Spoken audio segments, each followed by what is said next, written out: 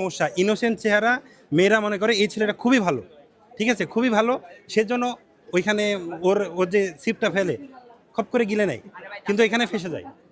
ঠিক আছে, আমার মতো, হ্যাঁ, আমার মতো হ্যান্ডসাম স্মার্ট ছেলের সাথে, এই যে আমার বন্ধু আবার চশমা দিয়েছে, এরকম হেল্পফুল বন্ধু থাকলে আর লাগে। দর্শকের কাছে প্রশ্ন, তাকে কি আসলে দেখা যাচ্ছে কিনা?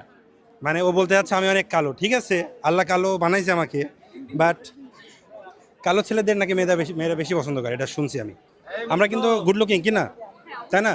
তো আমাদের দেখে মেয়েরা মনে করে যে এই ছেলে বয়ফ্রেন্ড সরি গার্লফ্রেন্ড নাই, এটা কিন্তু হতেই পারে না, তাই না?